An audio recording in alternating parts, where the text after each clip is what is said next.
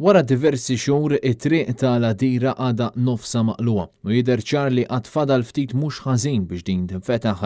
U dan minkejja li t-triq tal-Għadira tintuża minn eluf ta' Maltin u turisti li jgħumu f'din il-bajja jew ikunu fit-triqthom lejn Għawdex.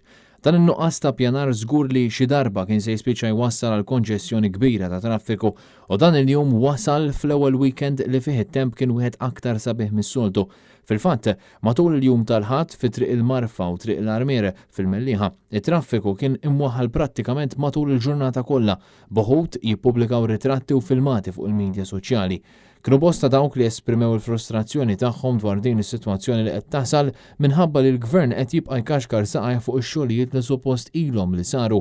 Fuq Facebook kienu bosta dawk li appellaw biex din is-sitwazzjoni titranġaw biex jingħataw widen ir-residenti tal-madwar, ta' filwaqt li sar appell qawwi biex in-nuqqasijiet li diġà huma evidenti f'dan il-proġett jiġu indirizzati minnu fih.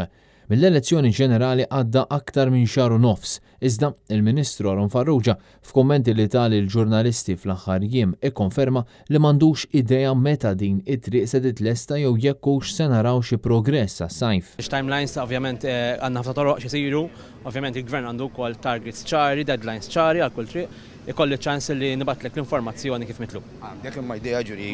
Għas-sajf taħseb tkun lestana milek. M'għandix informazzjoni niċċekkja li kun kemm lura. Informazzjoni li sal-lum għada ma waslitx, filwaqt li aktar persuni qed ikomplu jesperjenzaw sitwazzjoni gravi fi traffiku.